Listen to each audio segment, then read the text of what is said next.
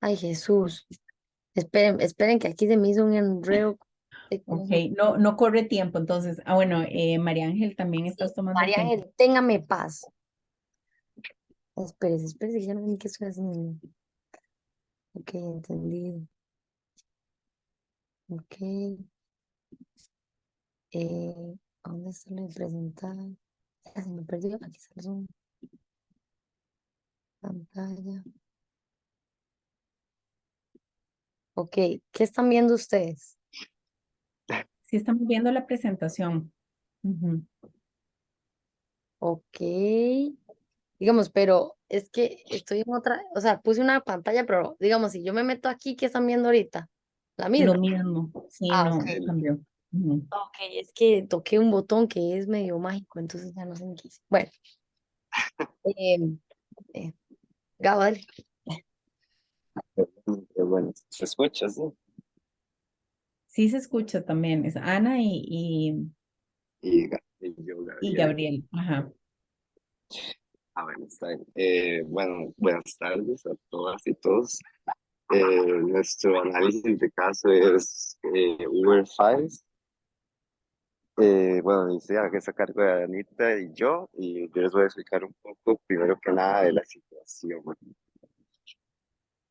Ok, lo que pasó fue que en la Unión Europea, Uber, para insertarse en el mercado, realizó muchas malas prácticas de relaciones públicas. Para eso pagó más de 90 millones de dólares y fueron prácticas poco éticas que consistían en realizar lobbying, un cabildeo a personajes políticos importantes o de mucha influencia en países como Francia, Países Bajos, Inglaterra, España, para que influyeran en el proceso para dejar a Uber insertarse en el mercado y desplazar a los taxistas. Eh, bueno, la persona que estaba a cargo en ese momento de Uber, el CEO, bueno, no, sí, el CEO era Travis Kalanick, quien dijo que lo que causó estos cabildeos y estas acciones, bueno, ocasionó muchas manifestaciones por parte de los taxistas y de otras personas del sector de transportes. Y igual mencionó que la violencia fue un buen resultado, ya que obtuvieron lo que querían, que era que Uber se insertara en el mercado y que los altos rangos, los políticos, resaltaran las leyes ya propuestas para dejarlos pues trabajar.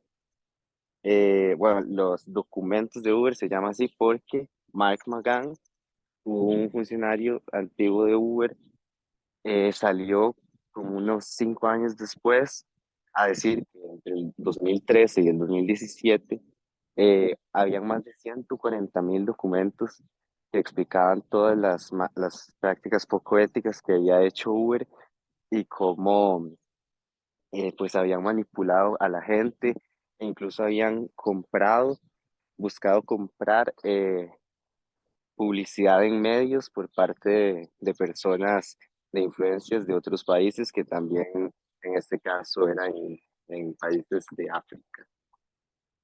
Bueno, Neelie Kroes también era pues es un personaje importante ya que era una miembro del Consejo de la Unión Europea que tuvo mucha relación con Uber en estas prácticas que tomó y quiso pasarse, bueno, después dejó su mando en la Unión Europea y quiso pasarse a Uber a trabajar, pero tenía que tener un proceso de enfriamiento de 18 meses que respetó, pues pidió permiso de la Unión Europea, no se lo dieron e igual siguió trabajando con Uber.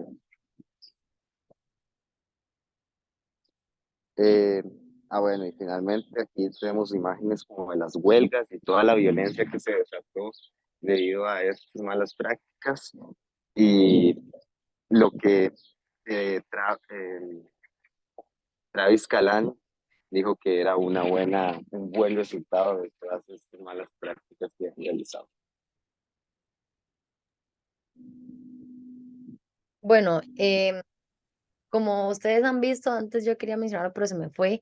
Este caso realmente no es un caso como positivo, sino más bien lo trajimos a discusión con la clase para como tomarlo de ejemplo de un mal caso, digamos, de un mal manejo y cómo se evidencia que no, o sea, que la ética no, o sea, faltó, ¿verdad? O sea, como que es para nosotros repensar desde nuestra labor de relaciones públicas cómo se deben hacer o no hacer las cosas y posterior el manejo de, porque en las acciones tomadas que voy a mencionar, cabe resaltar que, bueno, ahí las separé como en dos grupos, como arriba y abajo, y es porque nosotros vimos que habían acciones que, digamos, fueron a favor de Uber, más no las más positivas, digamos, no eran las más coherentes para solucionar un caso de ética o esta crisis que tenían, ¿verdad?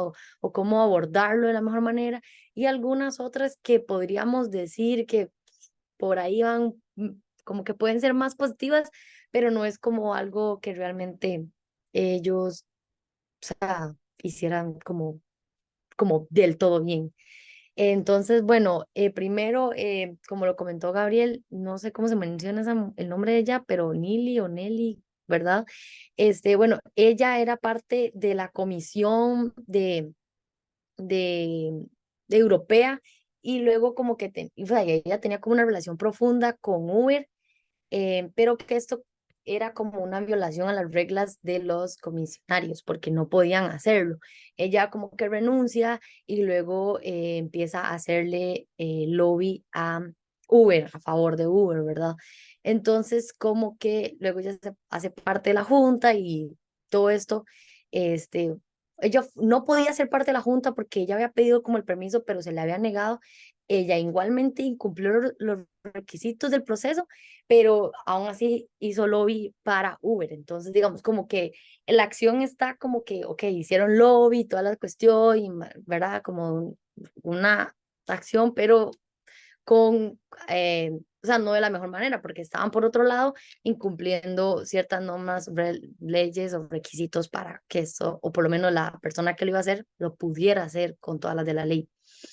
Luego, Uber como que sabía y estaba consciente de las cosas que estaba haciendo, como mencionó Gabriel, ellos veían la violencia y decían, sí, eso es lo que necesitamos, ¿verdad? O sea, ellos estaban conscientes de que eso era violencia, perdón, y que estaba como mal, pero aún así seguían intentando esto para incursionarse en el mercado em, a partir de, o sea, sabiendo de las cosas que estaban haciendo. Después, en Francia, en el 2014 es donde se desata como estas protestas un poco más violentas y Macron, que era el presidente en ese momento, este, como que, y que tenía tratos directos con el jefe de Uber, se da cuenta de lo sucedido y él lo que empieza es a tomar como de inmediato a preparar la reforma y corregir la ley. Pero claro, esto a favor de quién? De Uber, pero digamos, era como una reacción que se toma después de ver toda esta cuestión de violencia y protestas que se están haciendo, pero igual la reforma y la ley que parece ser una acción que están tomando para el problema, al final está beneficiando a la empresa que está haciendo estas cosas indebidamente o no tan correctas. En ese momento, Uber o el mismo día como que anuncia la suspensión de Uber en Francia. Entonces ahí como que Uber toma una posición y una acción un poco más razonable, digamos, de no, suspendamos esto porque se está saliendo como de control. Luego, por otra parte, ya entrando en esas acciones que mencioné que podían ser un poco más aceptadas o de una línea un poco más como positivas, está la vocería que hace, no sé cómo se pronuncia, McGann, que él es la persona que difunde como toda la situación y filtra los documentos, pero también es quien hace una vocería excusando a Uber de las acciones que se habían tomado, que explicando que no eran las que iban precisamente con los valores de la organización, y él toma como ese papel de salir ante los medios y explicar la situación y disculparse y como que tratar de amortiguar un poco la situación respecto a lo que en lo que Uber cree. Y luego también ellos hacen un comunicado de prensa un poco más formal, que esto ya lo tal vez resaltamos como un poco en contraposición de lo que más que todo hemos venido mencionando, o sea, como un poco ya más serio y que toman cartas sobre el asunto, donde ellos mencionan que está bien, que tal vez no se pueden excusar del todo de la situación y aceptan el error, pero que mencionan que esos actos del pasado, o sea, que sus acciones no van con los valores otra vez de Uber y que Uber va a ser diferente y que gracias a la experiencia va a pasar o pasará de una era de confrontación a una era de eh, como colaboración, donde estará presente el diálogo ¿cómo se llama esto? Em, pero la palabra es unas em, mm, sindicatos, sindicatos, empresas de taxistas para que evitar como estos choques o estos roces, ¿verdad? Y poder como entablar ahí un ambiente un poco más de competencia, pero como sana, por decirlo de una forma. Y también en el mismo comunicado destacan que esta empresa se encuentra regulada en más de 10.000 países en todo el mundo y que siempre, y bueno, y que tratan de como em, negociar con los gobiernos para, para siempre darle un mejor servicio y mejorar la vida a los clientes y los usuarios de la plataforma. Bueno, como este caso es un poco controversial y con lo ético se encuentra un poco como ahí entre sí, ¿no? Nosotros, la justificación que le damos al caso por haberlo utilizado es que, bueno, desde el enfoque de las relaciones públicas y la ética, ahorita no recuerdo bien si Gabriel lo mencionó, pero en la mayoría de los noticieros o de las notas o la información que se expandía sobre este caso es que Uber hizo una campaña, o sea, que la campaña que se hizo o sea, se componía por el lobby, por todas estas negociaciones con los políticos debajo de la manga, y que, o sea, que la campaña se basaba en acciones ilegales, por decirlo de una forma. Entonces, esta campaña y todo esto, y que invirtió ese dinero en relaciones públicas. Entonces, aquí es donde entra el papel de cómo profesionales de relaciones públicas debemos manejar estas situaciones y cómo de verdad realizarlas. Entonces, tomando en cuenta eso, se analizó que se participan de varias organizaciones que tienen un público relacionado, digamos, están actores políticos, gobierno, Estado, como lo quieran llamar, está la empresa de Uber, también involucran a los taxistas y evidentemente está una sociedad que se necesita transportar y que toma o que hace uso de esta plataforma. Y también que en este caso se puede evidenciar que lo que se hace no siempre es bajo una línea de lo más ético y que a pesar de los resultados que tal vez positivos, porque sí, Uber se ha expandido, ¿verdad? Y ha sido una empresa muy reconocida, y bla, bla, bla. No se puede dejar de lado la ética y la forma en que se usa, o sea, que se hacen las cosas que deben siempre estar bajo este lineamiento, digamos. Espere que aquí estoy viendo. Y ya, no sé si Gabo, para terminar, que ya nos pasamos el tiempo, pero si Gabo iba a mencionar algo rápidamente de eso. Sí, bueno, no sé si lo menciono o no. Sí, dale, dale.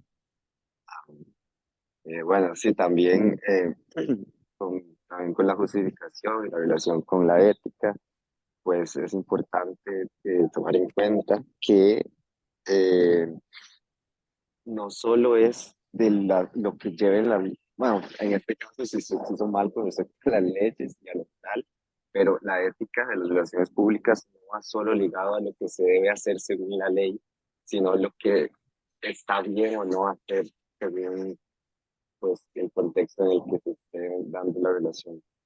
En este caso, pues no está bien que se nos pasara por encima a un grupo de gente que trae, pues son stakeholders y pues, es por este caso importante para entender que no es la ley la que define la ética, sino pues todo el contexto sociocultural. Además, hay manipulación a políticos, eh, el sentido de violencia y también que juegan un rol muy importante del poder político y económico, que Uber abusa de ello porque pues tiene mucha influencia, mucho poder económico para pagar malas prácticas y por eso también nos parece importante mencionarlo como razón para escoger este caso y evidenciar cómo no se hace cómo no son las relaciones públicas éticas. Y bueno, al final, bueno, Anita, sí, sería todo. Muchas gracias. Muchas gracias, Ana y Gabriel. De hecho, bueno, a pesar de que Anita dijo que este caso, pues no es un caso, digamos, positivo para ilustrar, digamos, el uso, digamos, ético, por ejemplo, de algunas de las técnicas de relaciones públicas, como puede ser el lobby, es un buen ejemplo justamente para, al ser un contraejemplo, nos ayuda, digamos, a ver algunas aristas del tema de la ética. Justamente la invitada que tenemos para el día de hoy, que está por entrar, se confundió un poco con la hora de inicio de la clase. Una de las áreas en las que ella trabaja es en el área de lobby. Entonces, vamos a retomar algunas de estas ideas. Ahora se lo vamos a mencionar cuando ella ingrese para que veamos un poco esto. Bueno, no sé si ustedes recuerdan, volviendo al caso de las y los compañeros, la entrada de Uber a Costa Rica. ¿Algunas y algunos de ustedes lo recuerdan? No, estaban muy chiquitillos. No, claro que sí. Ah, bueno, Pablo sí se acuerda. Eh, la entrada de Uber en muchos países siempre ha sido controversial. ¿Por qué es que ha sido controversial esta entrada? Incluso Eh, siempre están protestas con los taxistas porque como les son una competencia y mucha gente se va con ellos y como que no siempre es legal. Digamos, yo he escuchado, no sé si ustedes todos han vivido la experiencia que se montan al Uber y si van solos tienen que montarse adelante. Porque, muchachas, siéntese adelante, porque es que si el tráfico me para, no sé qué, y no diga que yo soy Uber, ¿verdad? Y no sé cuánto y toda la historia. Entonces, de ahí, como es una competencia no legal, como que los Ujú. taxistas también se sienten ofendidos o como atacados o invadidos. Entonces, pues sí. Ok. Bueno, efectivamente, antes de darle el pase a Ana, vamos a Ana, nuestra invitada. Sí, la entrada de Uber a cada uno de los países en donde intentado establecerse es controversial, es disruptiva en la medida en que entra, digamos, en conflicto con los intereses de los sistemas de transporte que ya están establecidos en cada país. Al establecer precios menores y al generar, digamos, al generar también precios distintos y una flota, digamos, distinta de servicio en transporte, entra en conflicto, digamos, con algunos de los agentes locales que están trabajando en esto. Vamos a darle pase a Ana y le vamos a hacer como una pequeña contextualización de lo que estábamos conversando porque me interesa mucho que veamos la parte, digamos, ética del lobby. Y creo que es por ese lado donde ella también nos va a poder complementar muchísimo lo que estábamos empezando a conversar.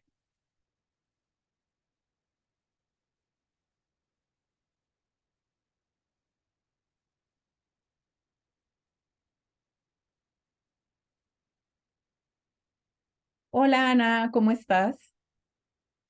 Bienvenida. Estás con tu micrófono en mute, no te escuchamos. Bueno, ahora ya sí, ¿verdad? Ahora sí te escuchamos, sí. Muy Bienvenida. buenas, muy buenas. Pues tenía que era las 16 horas. Sí. Y a Y las para 10. ti ya es bien tarde, ¿ah? Ya Y es bien tarde. son las 11:30 Sí, de la noche. Sí, sí, sí. sí, pero pensaba que empezábamos a las 12 de la noche y estaba por aquí haciendo tiempo. Ay, no, Para que sí que no. eran las 12 porque tenía en el WhatsApp tenía las 16, pero bueno, ya está, Ya estás ya acá está. con nosotros y bueno, Sí. yo quiero presentarte con las y los estudiantes. De hecho, les agradezco a quienes puedan poner su cámara para que Ana pueda verles y tener una mejor interacción con ustedes. Bueno, Ana es Ana Almanza Martínez, de la Universidad de Málaga, en España.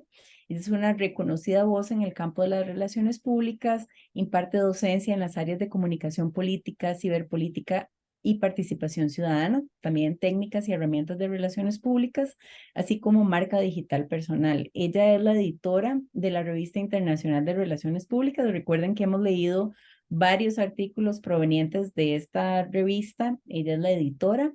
También es coordinadora en Málaga del doctorado interuniversitario en comunicación.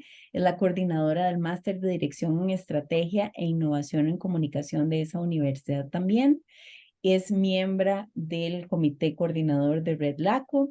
Coordina también varios programas internacionales en su universidad. Y en cuanto a investigaciones, y por eso es que, Ana, ahora estábamos hablando del caso de Uber en Europa, ¿verdad? Y justamente el grupo que presentó el día de hoy habló de lo que fueron las prácticas de lobbying que se hicieron, y este es uno de los temas que Ana ha investigado más, lobby y comunicación. También ha investigado sobre los gabinetes de comunicación en la región de Andalucía, participación ciudadana y otras más. Entonces, pues la tenemos hoy aquí, Ana, y lo que habíamos empezado a conversar era sobre los Uber Files, ¿verdad? Que se filtran y se ven todas estas prácticas poco éticas en cuanto al lobby que hace, digamos, Uber para entrar en ciertos países de Europa.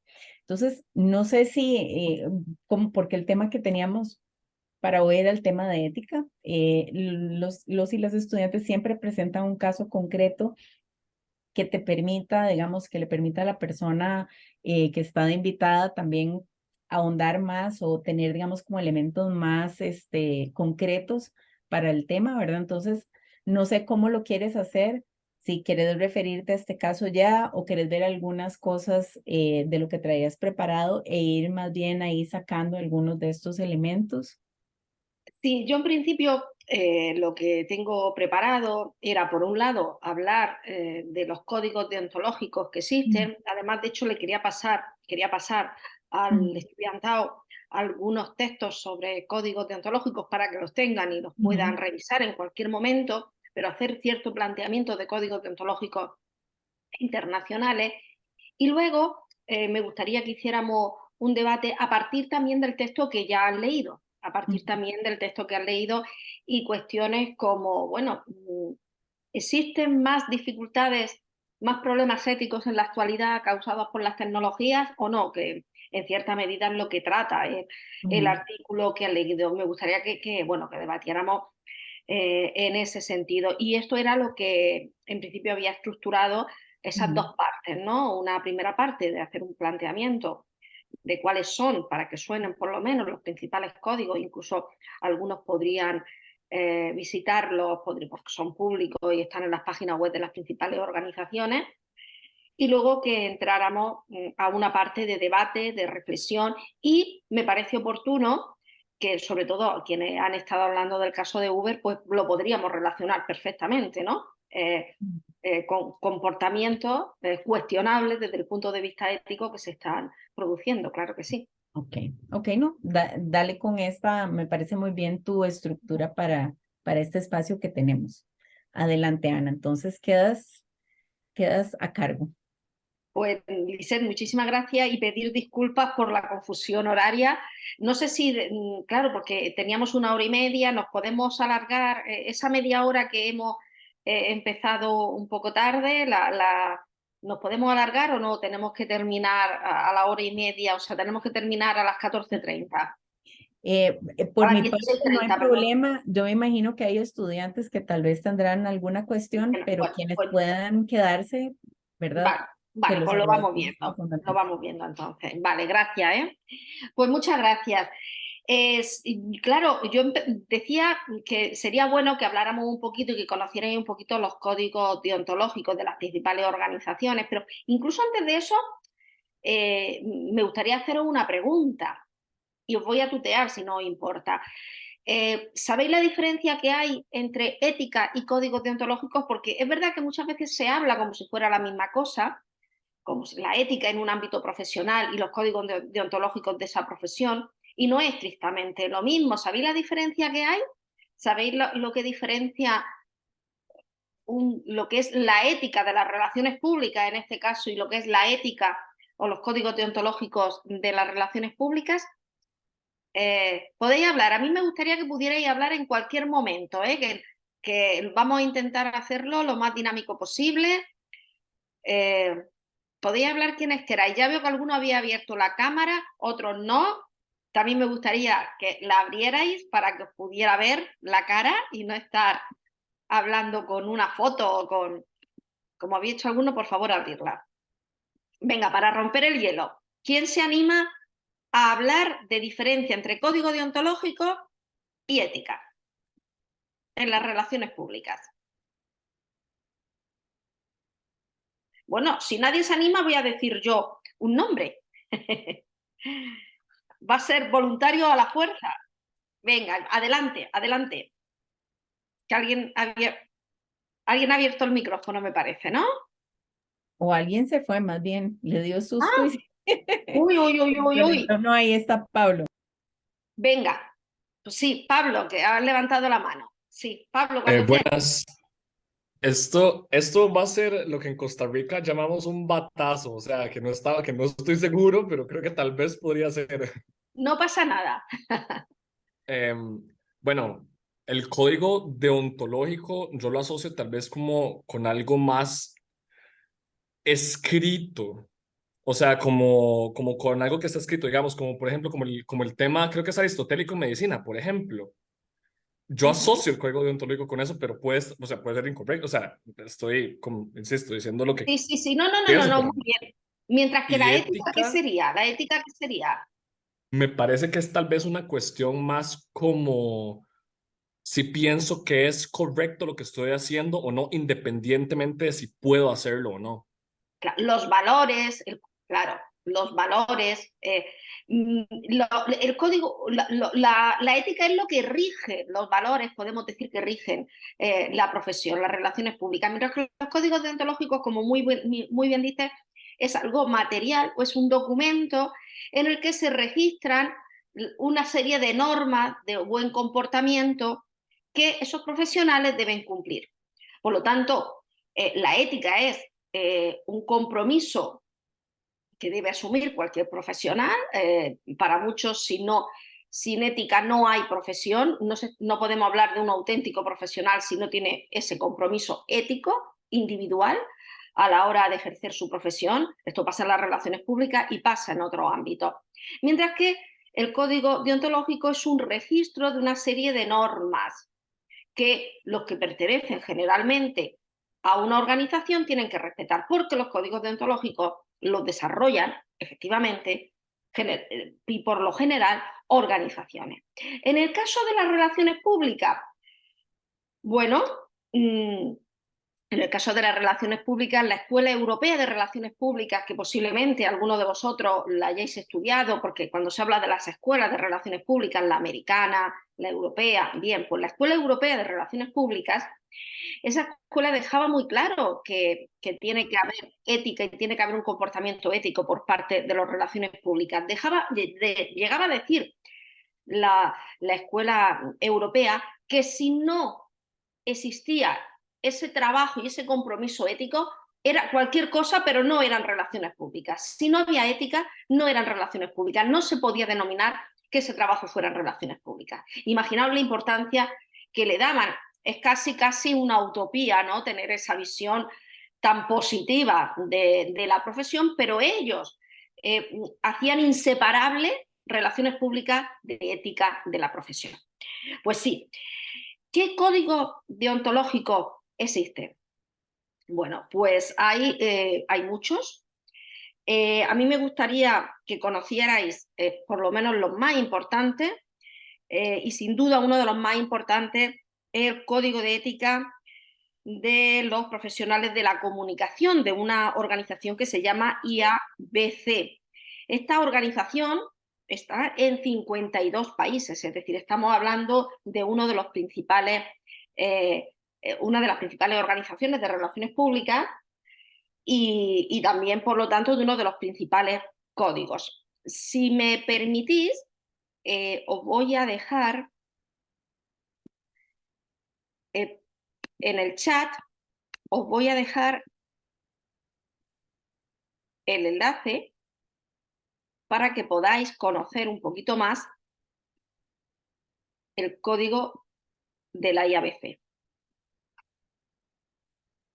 Os podéis meter ahora mientras vamos hablando, os podéis meter después, lo que queráis. Evidentemente esto no es para que os lo aprendáis de memoria, ni muchísimo menos, pero sí es bueno que conozcáis los principales códigos que existen. Bueno, pues ya tenéis en el chat. En el chat está el enlace donde podéis ver el código ético de IABC. Pero no es el único que hay. Este código se creó en 1998, es decir, ya tiene 25 años. Y no es el único que hay.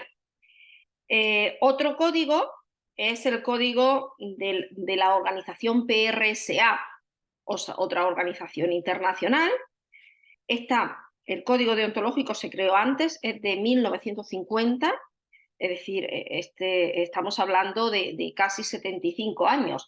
Y lo mismo que he hecho con el código de IABC, os voy a hacer también con el código de la PRSA para que podáis verlo. Os lo cuelgo en el chat para que podáis ojearlo ahora, si os apetece,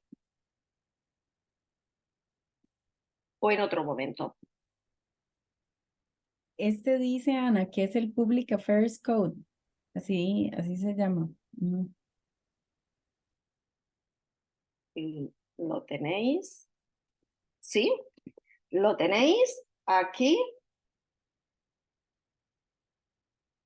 Y otro código que os quiero presentar es del año 1965 y es el de IPRA. Este es el Código Internacional de Relaciones Públicas y también más conocido como el Código de Atenas. Y os voy a dejar el código de...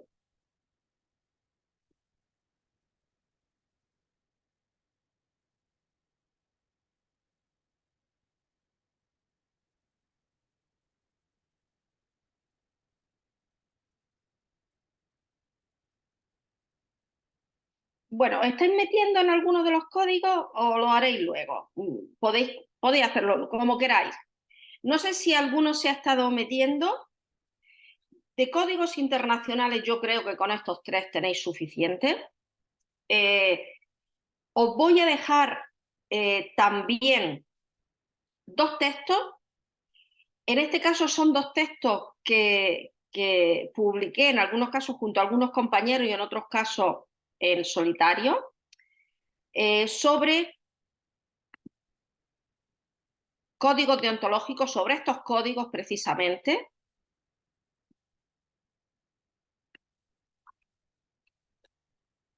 Un análisis para que también lo tengáis de cara al futuro. Este es un artículo de los que publiqué y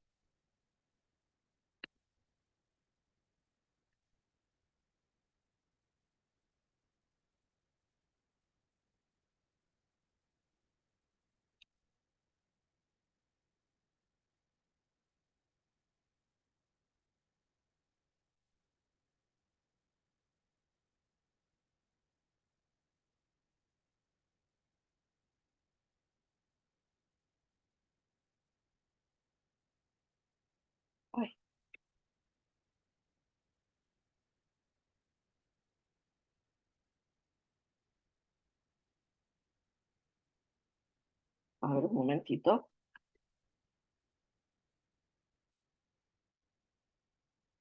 Yo lo dejo ahora mismo.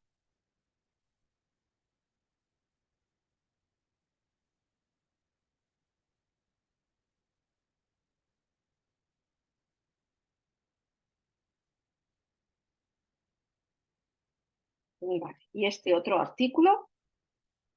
Vale, pues quedaros con este material para poder ojearlo en el futuro. Pero bueno, si os dais cuenta, sí que hay una serie de...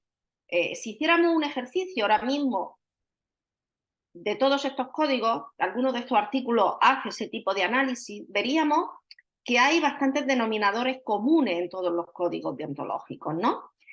En estos internacionales que hemos visto y también en otros códigos deontológicos que hay, bueno, en mi país hay códigos deontológicos, las principales organizaciones vinculadas al sector de las relaciones públicas tienen su propio código deontológico o manual de buenas prácticas. Es el caso de una organización que se llama DECEC o de otra organización que se llama DIRCO. Bueno, y claro, estamos en Costa Rica. En Costa Rica también existe, y además creo que hay noticias de estos últimos días, he estado buscando información y creo que en este mismo mes de junio ha habido algún cambio. En Costa Rica, auspiciado desde el ámbito del periodismo, se ha creado un código de ética de los profesionales de la comunicación social.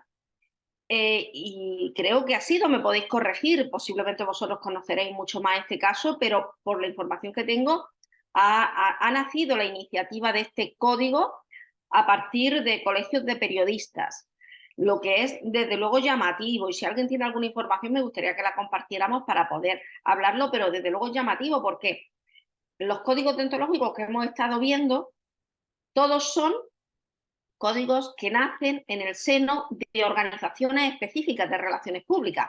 En el ámbito del periodismo existen también sus códigos deontológicos, pero se desarrollan, claro, los periodistas desarrollan los códigos de periodismo. Y en el caso de las relaciones públicas, son organizaciones de relaciones públicas quienes van a organizar el suyo. Pero aquí parece que en el caso de Costa Rica se ha creado ese código deontológico de comunicación social en su conjunto que aglutina a profesionales de periodismo, a profesionales de relaciones públicas, profesionales de comunicación audiovisual, es decir, que tiene una visión bastante más amplia, por lo que veo. ¿Alguno de vosotros conocéis este código?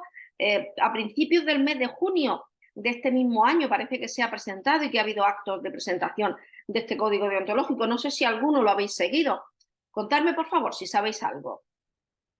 O si habéis leído algo en prensa o habéis acudido a algún acto de presentación. Si alguien conoce algo, animaros a compartirlo, por favor. Del código este en Costa Rica. ¿Nadie conoce nada? ¿No habláis por timidez o porque nadie conoce nada? Ana, tal vez algo interesante para contarte es que, bueno, acá en Costa Rica, a través de los años han habido algunas iniciativas, por ejemplo, para hacer asociaciones o, digamos, o agrupar de alguna manera a los profesionales de relaciones públicas, pero realmente, digamos, finalmente no han cuajado. Entonces, la instancia, digamos, que agrupa a profesionales de la comunicación de manera en general, aunque se llama Colegio de Periodistas, es digamos, esa instancia. Entonces, ese es el motivo. Ese es el motivo, exactamente. Y sí hay algo digamos, sí le tenemos también un poco de recelo, digamos, que sea dentro de un colegio de periodismo, digamos, que se agrupen o se agremien, digamos, a los profesionales de las diferentes áreas, porque en mucho, digamos, pues las acciones del colegio siempre han sido más desde una perspectiva periodística, ¿verdad? O sea, sigue siendo un colegio de periodistas, ¿verdad?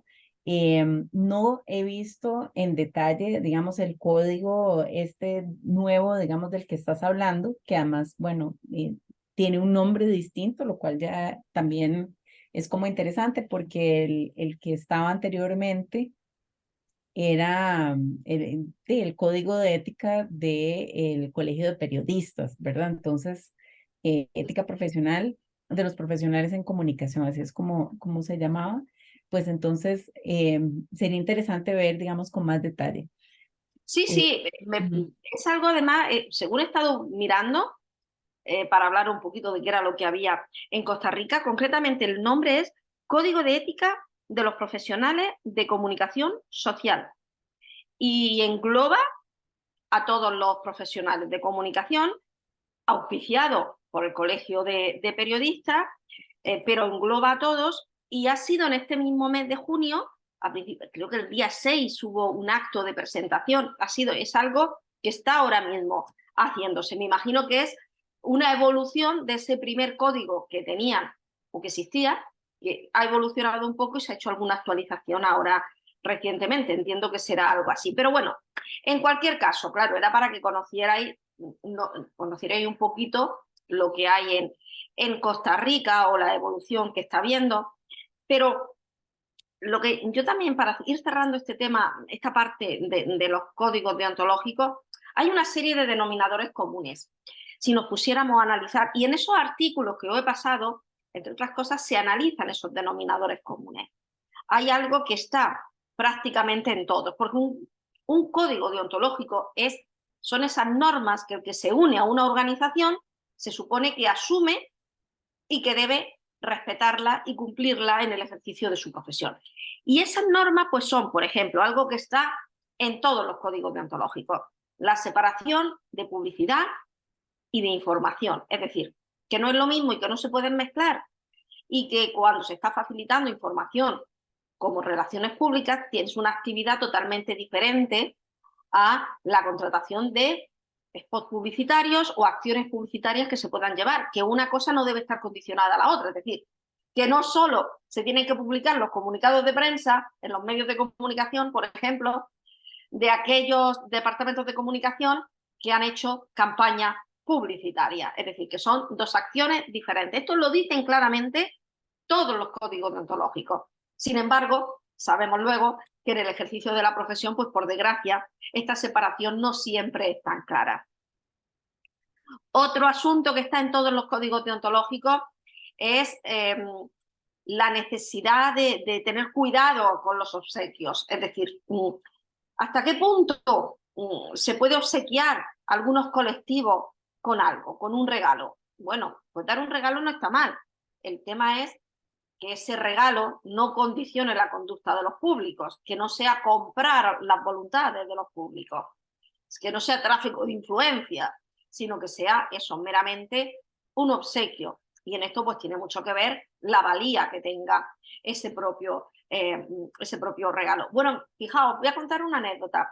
Mañana se va a saber si a Málaga, la ciudad donde vivo, en el sur de España, si se le concede ser sede de una exposición.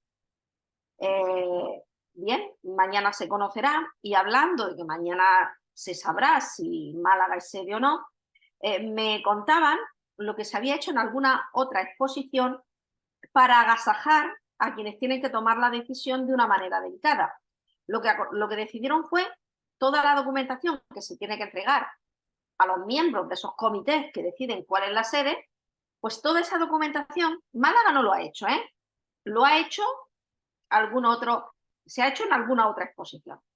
Toda esa documentación que hay que entregarle a los miembros de la comisión para que valoren y decidan dónde se va a hacer la exposición, en lugar de facilitarla en una caja de cartón o de madera, encargaron unos baúles que eran auténticas obras de arte. De tal manera que nadie puede pensar que se le está comprando, porque es el continente de la documentación, pero es un continente tan bonito y tan preciado que es por sí mismo una obra de arte que evidentemente a todo el mundo le va a gustar y todo el mundo lo va a guardar. Bueno, pues eso es lo que se hizo en alguna exposición para agasajar y para que nadie se pudiera sentir que estaban intentando comprar voluntades. Fue lo que se hizo. Es decir, que el tema de los obsequios también vemos que, aunque está en todos los códigos deontológicos, bueno, pues no deja de crear cierta incertidumbre, y muchas veces se recurre bueno, pues a triquiñuelas, muchas veces creativas, ¿no?, para poder seguir adelante y poder obsequiar y poder influir en cierta medida con el público al que se quiere influir. Otros aspectos que están en los códigos deontológicos, bueno, tener claro que se trabaja para el interés de ese público. Las relaciones públicas, siempre los públicos son muy importantes, entonces hay que tener claro que cuando hacemos relaciones públicas nos estamos preocupando por los públicos. Todos los códigos deontológicos lo dicen. También hablan del respeto de las leyes, de la diversidad en todos los sentidos, incluidas las costumbres, las diferentes costumbres que puede haber en diferentes lugares en los que la organización pueda estar asentada, el respeto a la libertad de expresión, el respeto a la libertad de asociación, la libertad también mediática, la libertad en sentido amplio, todos hablan de libertad, todos los códigos deontológicos, la honestidad, la veracidad, la verdad, hablar de la verdad, hablar de la versión que más interesa a la organización siempre, pero no mentir, contar la versión que más interesa a la organización, basada en hechos, pero la versión que más interesa a la organización, la integridad del profesional, la transparencia, ahora que está tan de moda hablar de transparencia, ¿verdad? Bueno, pues de transparencia, los códigos deontológicos que hemos visto que son del siglo pasado, de 1950, ya hablaban de transparencia, que, bueno, fueron bastante evolucionados para su época. Otro aspecto, el compromiso por el aprendizaje. La sociedad está cambiando continuamente, el ejercicio de las relaciones públicas también, bueno, pues hay que evolucionar. Huir de los conflictos de intereses que comentábamos, tener el compromiso de defender la profesión,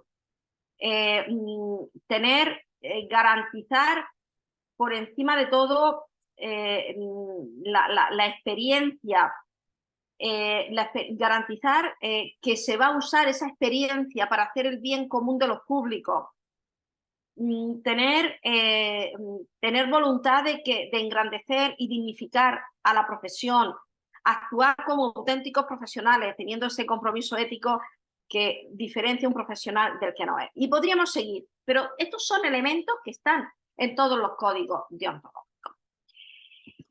En todo. Y me gustaría que mañana, pasado, pudierais ojear los códigos deontológicos que os he dejado y también los artículos que os he dejado que reflexionan sobre estos aspectos. Hay uno que reflexiona sobre las relaciones entre medios de comunicación y relaciones públicas y se hace un estudio comparativo de los códigos deontológicos que existen en estas dos profesiones. Claro, y llegado a este punto, ya conocemos bastante, tenemos un planteamiento internacional de los códigos deontológicos, pero claro, yo decía que también esta noche o esta tarde para vosotros, me gustaría que habláramos especialmente de ese artículo que habéis leído, y porque aborda temas de gran interés, plantea cuestiones que creo que debemos debatir y ahora sí vamos a tener que hablar todos sí o sí. Plantea cuestiones como los retos morales que parece que han proliferado precisamente por la evolución tecnológica, cómo las redes sociales y todas las tecnologías han venido a traer problemas relacionados con los bots, con los datos personales, con el pago a influencers para ejercer campañas de relaciones públicas, todo lo relacionado con la desinformación, las fake news que tanto nos preocupan. Pues de esto quiero que hablemos, como también quiero que hablemos, bueno, primero si estáis de acuerdo, si no estáis de acuerdo, quiero que debatamos sobre el tema. También hablan en el artículo que uno de los problemas que tiene es que los códigos deontológicos, las normas que existen, están obsoletas, que no recogen la nueva situación que se ha creado con las tecnologías, que no han sabido evolucionar. Bueno, pues de todo esto es lo que quiero que discutamos y quiero que hablemos. Y para eso, pues me gustaría que ya empezarais a tomar la palabra. Habéis leído todos el artículo. Quiero, en primer lugar, que hagáis un planteamiento de qué es lo que os ha parecido más interesante, menos interesante, que compartís, que no compartís. Después ya podemos empezar a debatir sobre algunos de estos temas. Entonces, podéis levantar la mano y yo os doy la palabra, o si no, os voy llamando y vais abriendo el micrófono y vais hablando, como queráis. ¿Hay algún voluntario para empezar que levante la mano o voy yo pidiendo que habléis? Venga, pues ha levantado la mano. ¿Quién ha levantado la mano? No, veo ninguna mano de nuevo se fue alguien. Ah, es que se fue alguien. O sea, en el momento que digo que hay que hablar, se van. Pues es obligatorio hablar. Bueno, como Pablo ha hablado, vamos a dejar que Pablo ya no sea ahora el primero. Simón, por ejemplo. Simón.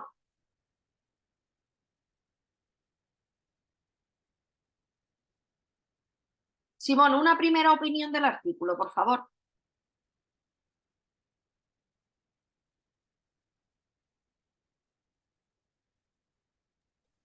Oh, no, estamos como en clase fantasma. Bueno, no sé, ahí tenemos, no sé si le pasamos a alguien más. ¿Sí? Ah, tengo el Tiene el micrófono. micrófono mal. Ah, bueno, sí. Ay, pues vaya problema. Pues vaya problema. Mira, Alejandro ha levantado la mano. Venga, pues Alejandro, haz una primera valoración del artículo que habéis leído. ¿Qué te parece? Cuéntanos. ¿Te ha parecido Bueno, interesante? ¿Comparten ujú. las ideas principales? Haz una primera valoración. A mí en general me pareció muy interesante y me pareció muy interesante especialmente porque dentro de la carrera sí tenemos un curso de ética para comunicación, pero eso se da desde el punto, o sea, lo da un profesor de filosofía. Entonces el enfoque no es tan práctico como lo planteaba este artículo. Y al menos a mí lo que me llamó más la atención o que me pareció más interesante fue cuando planteaba el conflicto que surge con la contratación de influencers, porque algo que sucedió recientemente acá en Costa Rica fue que hay una página muy popular de recomendaciones de comidas en TikTok que tiene como 300.000 seguidores y Costa Rica tiene 5 millones de personas, entonces es como bastante significativo en proporción a la población. Nada, como que se filtró, digamos, o no se filtró exactamente, que él cobraba por hacer algunas reseñas y luego se disculpó, digamos.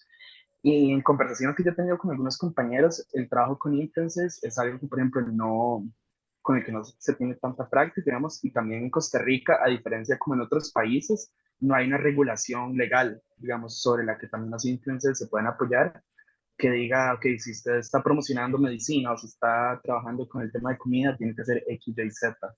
Entonces, en ese caso sí, sí creo que recae mucho en la ética, si lo estoy entendiendo bien, porque no están esos principios legales específicos que guíen un trabajar ético, digamos. Entonces, es muy subjetivo también. Eso es lo que me parece más interesante. No, es un tema bien importante y no me extraña que os interese porque, claro, vivís en un mundo en el que todo el mundo quiere ser influencer y es un ámbito que os llama extraordinariamente la atención. Deciros que en Europa hay voluntad de regular, de que cualquier influencer, cuando esté hablando de una marca, tendrá que decir que está pagado por la marca. Porque, claro, hasta ahora el problema es que cualquier influencer que cobra por esto, pero no lo sabe, parece que es de iniciativa propia, que ha probado determinado producto y está dando su opinión. Entonces, en Europa se está intentando regular, ya digo, que cuando hay un trabajo remunerado, se está utilizando a esta persona para que hable de tus productos, hable de lo que tú seas, bueno, pues que claramente se especifique que es un trabajo pagado, que está contratado por esa empresa de la que está hablando, ¿no? De momento está todo estaba bastante verde, no sabemos lo que va a suceder en el futuro, pero sí que se está trabajando en esta línea y yo espero que en breve pues podamos tener alguna novedad más. Bien, pues bueno, ¿quieres añadir algo más? ¿Quieres añadir algo más? No, ¿No? por ahora eso era. Vale. Ha sido lo que más te ha llamado la atención, lo de los influencers. Pablo, tienes la mano levantada, pues Pablo, cuando quieras. Gracias. Mira que yo quería aprovechar el espacio para hacer una pregunta. Bueno, viendo que usted ha analizado varios códigos deontológicos, ¿verdad?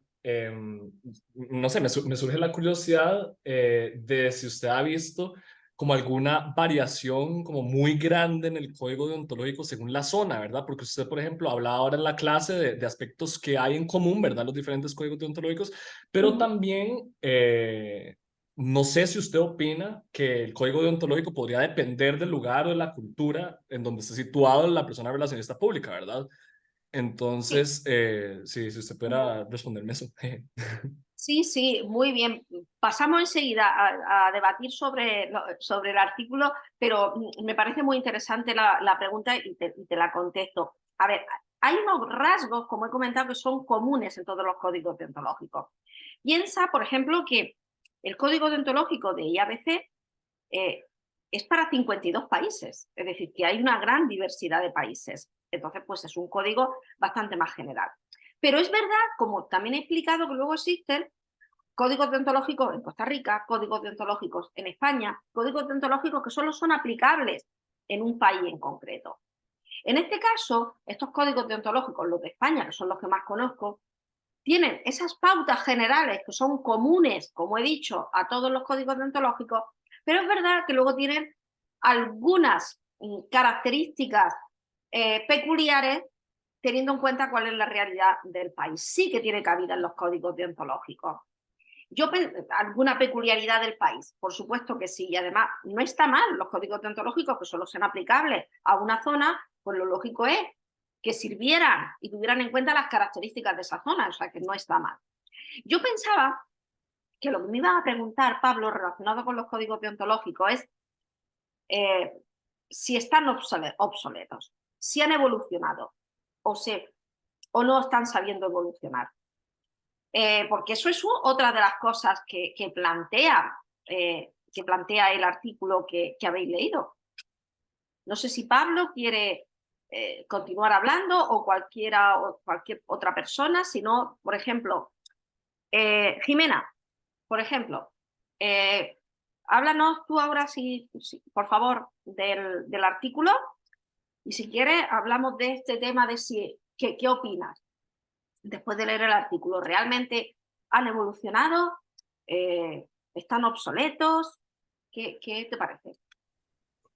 Bueno, yo creo que si bien hay algunas cosas que todavía prevalecen, sí es necesario que se adapten a la nueva realidad que presentan las tecnologías de la información, ¿verdad? Como son las redes sociales y toda esta conexión también mundial, porque como que esto que usted decía, ¿verdad? Hay códigos que aplican para un montón de países y ahora pertenecemos a una realidad global que también nos impacta. Entonces, ¿cómo nos adaptamos a estas características? Entonces, sí, me parece que hay cosas que siguen muy vigentes y que hay que seguir como, eh, pues, conservando, pero que sí definitivamente tenemos que buscar otros caminos para adaptarnos a estas nuevos retos, nuevas realidades.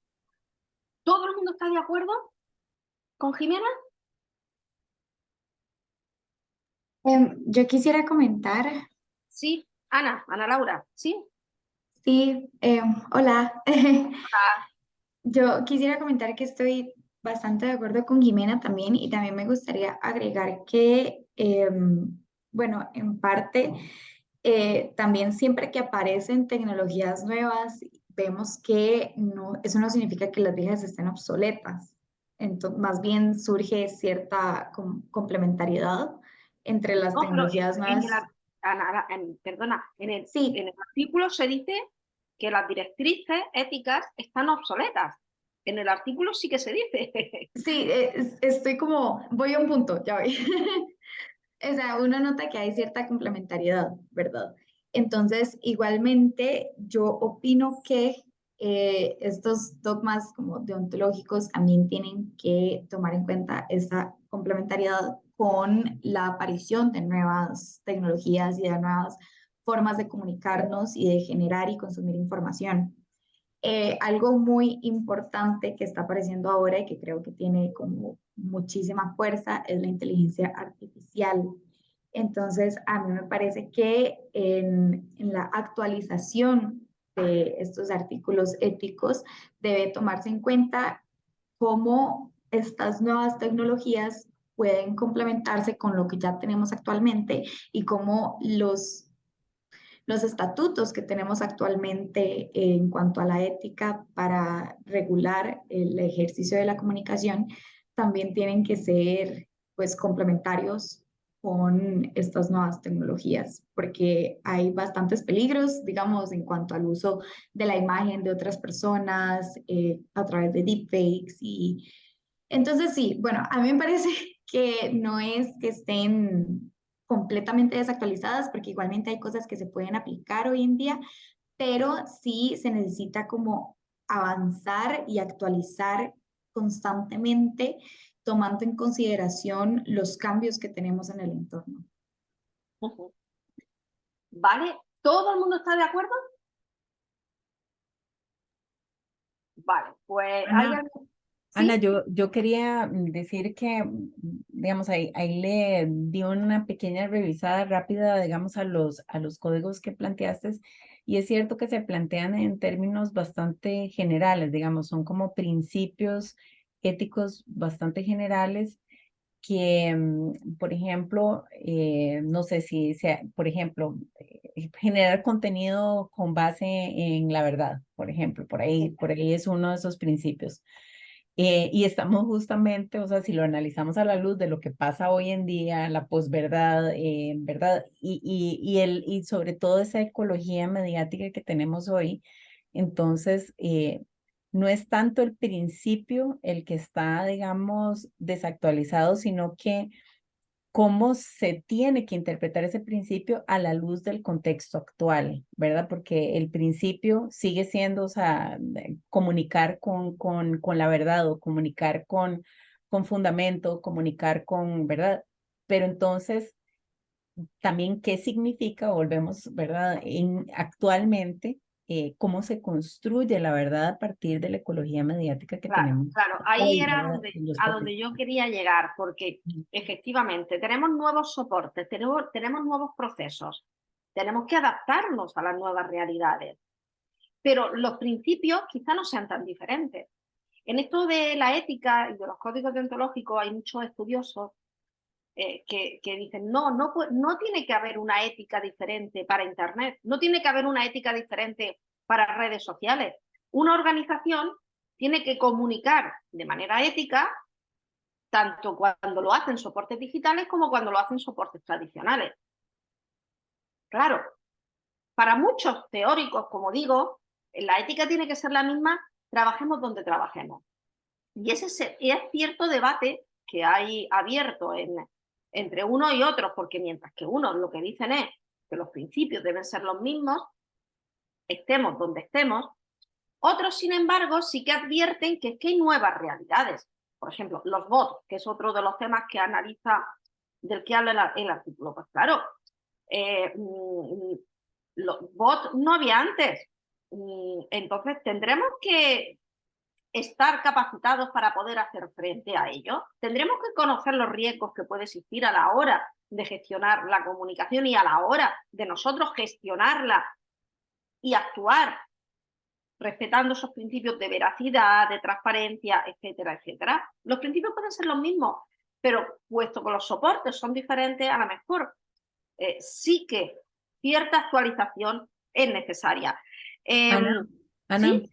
sí, quería justamente con esto que mencionaste, vemos que la ética parte del principio de acciones humanas, ¿verdad? Y justamente, digamos, esta ecología mediática a la que yo me refiero, involucra una serie de actores no humanos, ante los cuales entonces podrían algunas voces decir, bueno, pero digamos, ¿cómo se plantea la ética para, digamos, para estos agentes no humanos que están constantemente lanzando, interviniendo, digamos, en los procesos de comunicación que se establecen en estas plataformas, ¿verdad? Sí, Em, son nuevos retos, sin duda, son nuevos retos, y tendremos que estar capacitados para poder hacer frente a ellos, clarísimamente. Bueno, si ya hablamos de todo lo relacionado con Big Data, el manejo o los datos personales, las bases de datos personales, otro tema que en la mayoría de los países existen leyes. Recientemente se han aprobado leyes para proteger los datos de la ciudadanía. Bueno, pues esto también condiciona la forma de comunicar de muchas organizaciones, ¿no?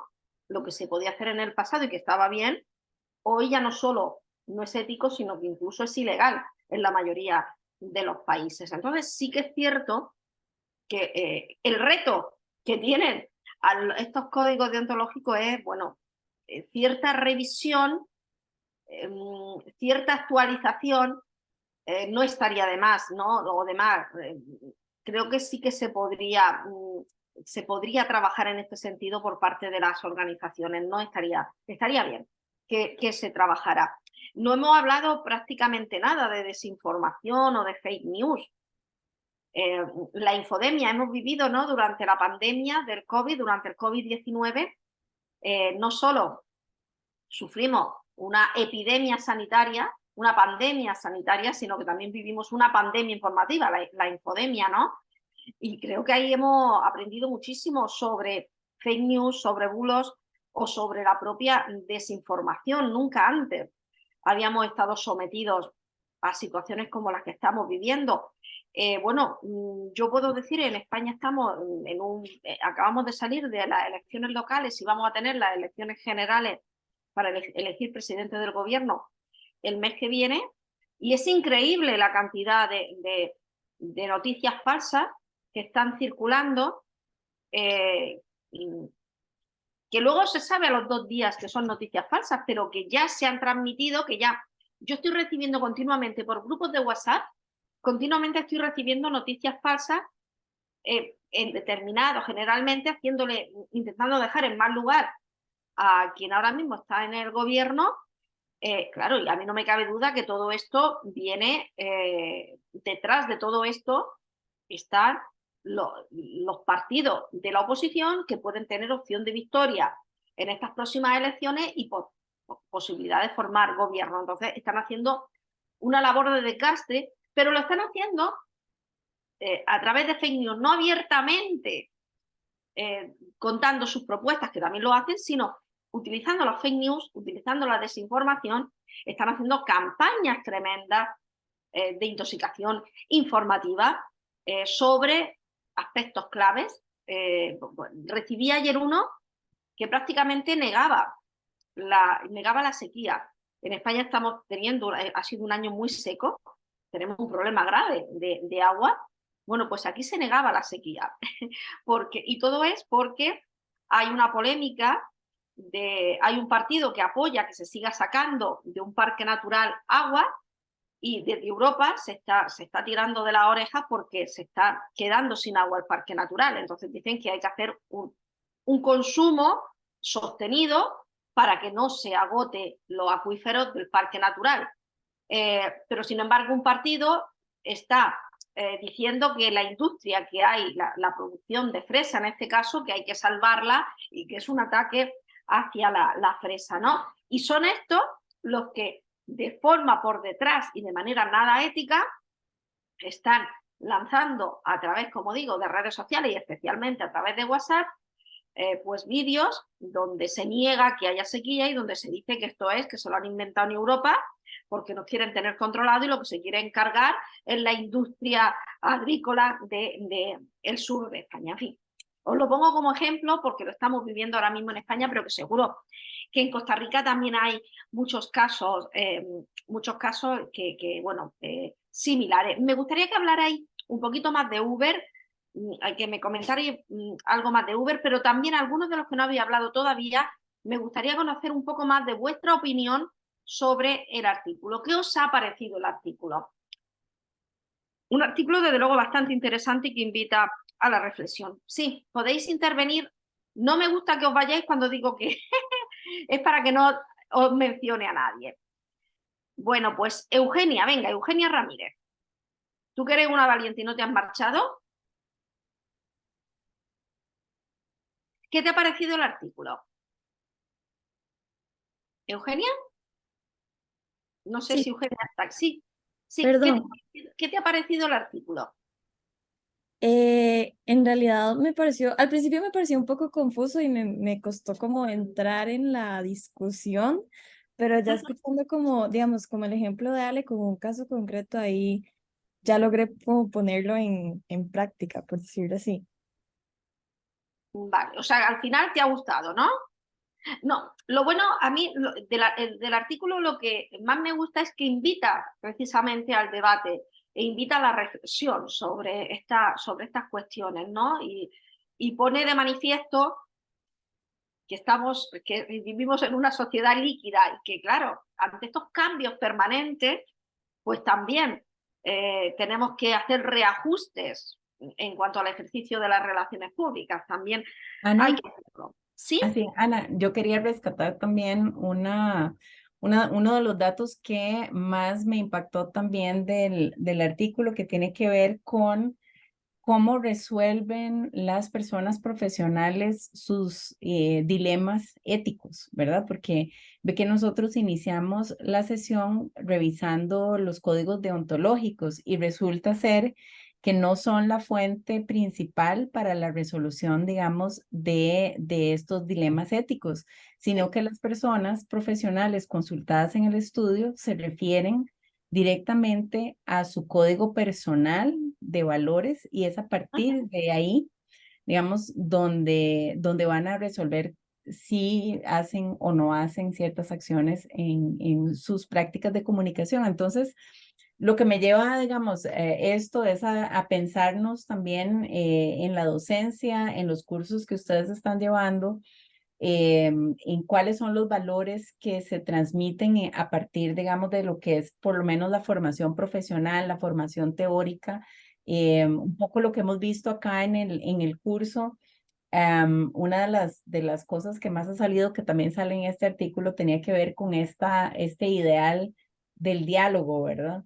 Que es, digamos, una de estas panaceas, digamos, de las relaciones públicas actuales, que puede ser muy discutible en cuanto a la posibilidad, digamos, de implementarlo, Claro, ¿verdad? pero es que Pero saben, sí, es que saben lo que pasa, que estamos hablando de relaciones públicas. En otros ámbitos profesionales, si alguien incumple el código deontológico, pues puede tener problemas.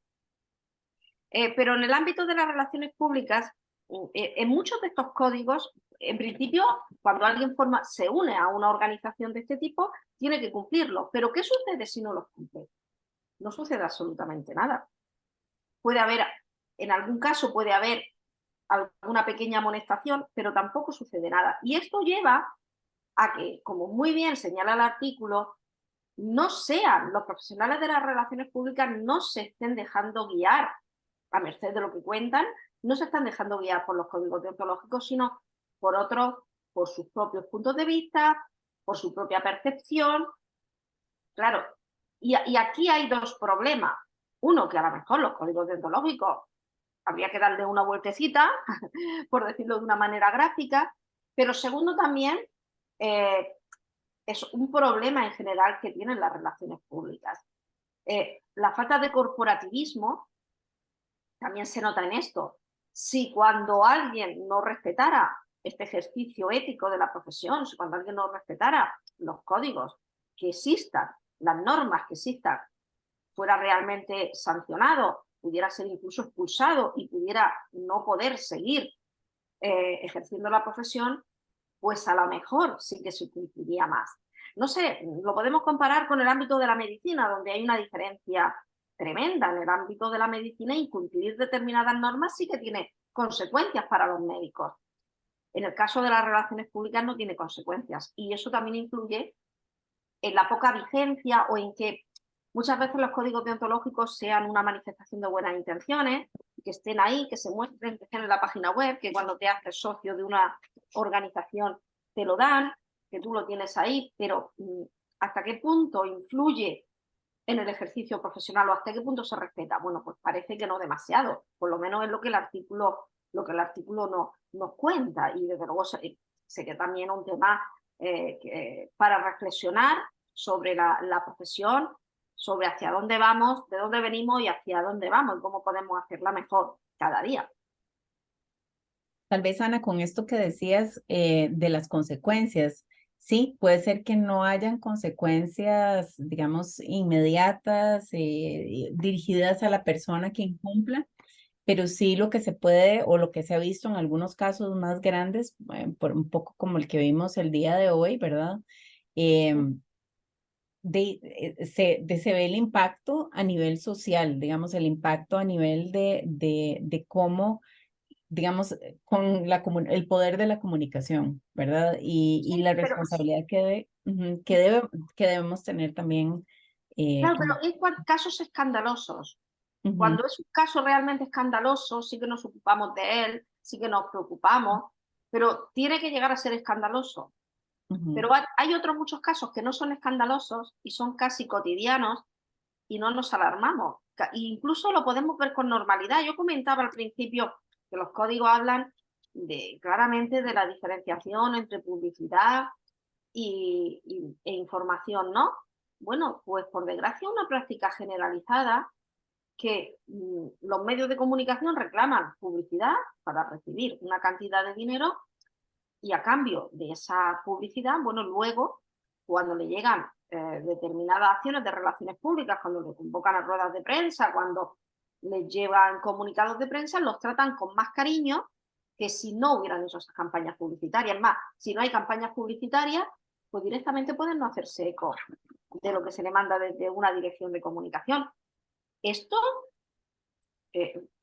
es malo y esto está generalizado y lo que es peor, se ve con normalidad tanto en el ámbito del periodismo, que sin ningún pudor pueden llegar a pedir publicidad para ocuparse de relaciones públicas, y desde el ámbito de las relaciones públicas también, desde el ámbito de la organización también se ve con normalidad. Yo no hace mucho hablaba con una universidad, concretamente además una universidad, y el director de comunicación de esa universidad me decía, sí, bueno, es normal, claro, yo sí quiero que hablen de mí cuando les mando información, cuando hago relaciones públicas, pues sé que tengo que hacer al año X campañas publicitarias, que si no, no lo van a sacar.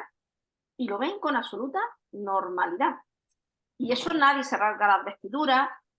¿Por qué? Porque no es escandaloso, es lo que decía, que el incumplimiento y un comportamiento poco ético y poco respetuoso con los códigos deontológicos, por desgracia, es bastante más común de lo que nos podemos pensar, pero si no es escandaloso, no nos ocupamos. Y cuando son escandalosos, nos ocupamos durante un tiempo y los olvidamos enseguida. Tenemos memoria pez. Y mañana ya no nos acordaremos de un caso. Durante unos días hablamos, pero mañana no nos acordamos ya de lo que ha sucedido. Me gustaría conocer un poquito más vuestra opinión, alguno más, por favor, la opinión del artículo y relacionarlo también del caso que habéis estudiado de Uber, por favor, me gustaría escucharos un poquito más. O que relacionéis el caso de Uber con lo que se cuenta en el artículo. ¿Alguna intervención más, por favor? Tal vez, Ana, podría ser de los estudiantes que creo que queda Anita, de los estudiantes que presentaron el caso de Uber, y tal vez podríamos, porque los que se van yendo es porque ya cumplimos Sí, con el horario, sí. pero Anita, no sé si Anita, te... si eres tan amable, abre el Sí. micrófono. Sí, fantástico. Bueno, relacionando lo del caso con lo de la lectura, digamos que me pareció interesante la forma en que o sea, el artículo habla sobre la ética y nosotros lo relacionamos mucho con el caso porque como que la labor de los relacionistas públicos sí toma como el papel importante ahí y sí me gustó mucho el artículo en sí. Y igual mi compañero decía, es que el artículo es como más en lo digital. Y yo, pues sí, pero Uber también se presenta en un tipo de plataformas digitales y pues la comunicación se distribuye ahora en ese ámbito, entonces sí me parece interesante que se haya enfocado, o bueno, como él me lo comentó, que tuviera un enfoque en esa área, porque de ahí ahora muchas estrategias de relaciones públicas también, o la mayoría, tienen un factor digital o las involucran siempre, entonces si no lo tenemos presente, no lo tomamos en cuenta, pues nos quedamos atrás, ¿verdad? Y eso obviamente sí nos hace más competentes en el mercado y como profesionales. Entonces sí me pareció muy interesante y pues ya ahora literalmente también como le decía Ana Laura, con la inteligencia artificial, eso hace que muchas cosas se trasladen a ese mundo, ¿verdad? Entonces sí me pareció que es oportuno, pues. Pues sí, no, claramente, es decir, no podemos vivir al margen de lo digital. No, hoy, claro, coincido contigo totalmente, la gestión de las relaciones públicas se hace en gran medida en lo digital. No tiene nada que ver cómo se comunicaba hace 20 años, en el siglo pasado, que cómo se está comunicando hoy. El peso de lo digital está ahí y además ha venido para quedarse. Bueno, estamos hablando, el artículo habla de comunicación digital en general, pero ¿y si empezamos a hablar de inteligencia artificial? Que también está aquí ya, la inteligencia artificial. ¿Cómo va a afectarnos la inteligencia artificial en el ejercicio de las relaciones públicas? ¿Y cómo va a afectar en la ética de las relaciones públicas la inteligencia artificial? Y esto hace años parecía que era ciencia ficción, pero hoy ya no es ciencia ficción, hoy es una realidad, ¿no? Entonces, el reto está en saber utilizar la inteligencia artificial para beneficio del ejercicio de la profesión y sin abandonar ese compromiso ético. Pero esto, ¿cómo lo tenemos que hacer? ¿Esto cómo se Y hace? más, ¿Y y eso más que cómo podemos garantizar que todo el mundo lo haga? Eso, ese es el Sí, dilema. más que ¿Sí? todo que todavía no hay una regulación específica Claro. con la inteligencia artificial. Entonces, ¿bajo qué margen las personas van a poder ejercer? O ahorita se puede mucha gente aprovechar de eso y hacer sus cosas como, o sea, ¿verdad? Que se aprovechen de forma negativa o a niveles muy extremos que ellos pueden defenderse con que de ahí no tengo ninguna regulación, no hay nada que me lo impida, digamos, pero como ahorita está en prueba y o en prueba, digamos, pero como en verdad, entonces ese proceso de adaptación con la misma, entonces sí, ahorita está un momento crucial. Yo me imagino que dentro de un tiempo ya sí va a tener un panorama un poco más familiarizado, tanto para nuestra área como para el resto de áreas o campos profesionales, ¿verdad? Pero igualmente es un dilema y hay mucha gente que todavía está como en ese sesgo de adaptabilidad de que no quiero o sí quiero o prefiero omitir eso yo no lo entiendo, es mucho para mí, pero también está el punto en que entonces, ¿cómo vamos a permanecer? O sea, hay que estar actualizados y nosotros en nuestra área, por lo mismo hay que estar muy metidos y en lo digital y más ahora que llegó esto, pero entonces, ¿cómo lo utilizamos? ¿Cómo todo, bajo qué cosas o sea, alineamientos o todas esas cosas que ya entran en juego y generan incertidumbre en los profesionales? Sí, sí, claro. Y además el artículo habla también cómo se puede solucionar esto o qué aliados se puede tener la formación, la alfabetización.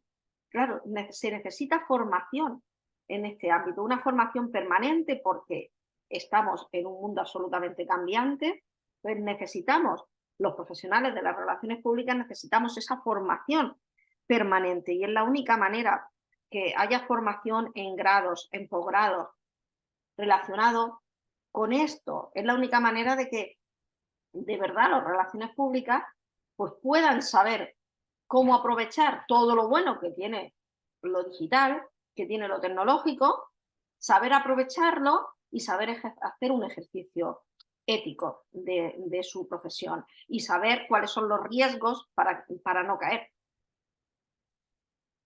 Poco más se puede hacer. Muy bien, muy bien. Muchas gracias por tu intervención, Ana. Muchas gracias. Bien, pues alguna intervención más, por favor, de alguien que me quiera contar su percepción del artículo, algún comentario, cómo lo ha vivido, cómo lo ha leído. Además, sinceramente, alguien decía, al principio me gustó poco, y conforme lo fui leyendo, luego me iba gustando más. Pues sí, es normal y es lo que suele suceder con frecuencia. Pues, Sí. María, sí, María Ángel. María Ángel es la asistente del curso. Vale. Sí, Bueno, pues sí. Kiara, venga, Kiara, que no has intervenido. Hola, bueno, no sé, tal vez como dos cosas que me habían llamado la atención, pero es que ya lo mencionaron, era como esto de la ceguera moral y en la tabla donde venían como las preocupaciones morales de las personas, como el uso de los datos privados, cómo usar el Big Data, todo eso, pues a veces yo concuerdo en que tal vez normalizamos como hacer un mal uso, en especial como empresas que van pasando información y así como para publicidad, tal vez como más publicidad, sí, pero igual en RP podría pasar. Y es tal vez porque estamos muy acostumbrados y también porque desde mi perspectiva, precisamente falta mucha formación en ética, al menos en RP, porque creo que Ale lo comentaba, pero el curso que nosotros llevamos es mucho de filosofía, no tanto de ética. Entonces, sí falta como esto, que no sea tan abstracto, que no sea como Que algo sea como aplicada, valores, ¿verdad? sí, ajá, Aplicada en este caso a las relaciones públicas, que sea aplicado, sí. exacto. Algo como el caso que trae Anita también con lo de Uber y, y su manera de gestionar sus relaciones públicas en Europa. Entonces, me parece muy pertinente como esas dos cosas y, y sí, eso sería mi parte. Muy bien, Kiara. Pues muy bien. ¿Alguien más quiere hacer alguna intervención? Oye, sois tímidos, ¿eh? Y tímidas. ¿Os cuesta hablar? Unos días más que otros. Yo creo que ahora ya también es un tema como de la hora, porque ya, Se tiene que como marchar, has ¿no? visto, sí han tenido que irse como partiendo, pero bueno. Bueno, yo vuelvo a pedir disculpas pero es que vi, vi las 16 horas, pero bueno, No te preocupes, Ana, sí. nada, lo siento. Bueno, los que estáis aquí todavía, por favor, copiar los diferentes enlaces que he puesto en el chat, porque ahí están los códigos deontológicos que os he comentado que os pueden servir para que tengáis ese planteamiento general. También, Lisette también ha incluido el de Costa Rica, Ujú. para que le podáis también echar un ojo a lo que hay en vuestro país. Tenéis también esos dos artículos que os invito a que podáis ojearlos y que podáis también reflexionar, discutir de, bueno, pues, ¿qué pasa con esto de los códigos deontológicos en relaciones públicas en el mundo, ¿no? Y hasta qué punto pueden ser útiles, hasta qué punto sería bueno que nos lo replanteáramos teniendo en cuenta cuáles son las nuevas situaciones y teniendo en cuenta que es lo que está pasando con las características que tienen las relaciones públicas, como hemos estado comentando aquí. Y bueno, pues por mi parte, si os tenéis que marchar, tampoco mucho más. Decir que se me ha pasado volando. Se me ha pasado volando este rato a pesar de la hora que es en España. Nada, se me ha pasado volando muy rápido. Ay, sí, muchísimas gracias, Ana, porque sí, ya estar dando clases a esta hora, después de un largo día, te lo agradecemos muchísimo y pues, y gracias también por los recursos que dejaste para que las y los estudiantes puedan, digamos, profundizar más en este tema. Me parece que fue muy importante también esa distinción que hiciste entre estas dos, entre lo que son los códigos y lo que es la ética, sumado a los puntos que hemos ido resaltando, digamos, del texto que teníamos para el día de hoy. Así que bueno, con esto, muchas gracias, Ana, y gracias a las y los estudiantes que se quedaron hasta el final. Muchas gracias, es cierto, sobre todo teniendo en cuenta que nos hemos pasado un poquito de la hora, así que muchas gracias. Sí, muchísimas gracias y bueno, nos vemos la próxima semana. Gracias, Ana. Hasta Gracias, luego. hasta luego. Buenas Hasta tardes. luego, muchas Muchas gracias. gracias. Hasta luego. Gracias. Chao.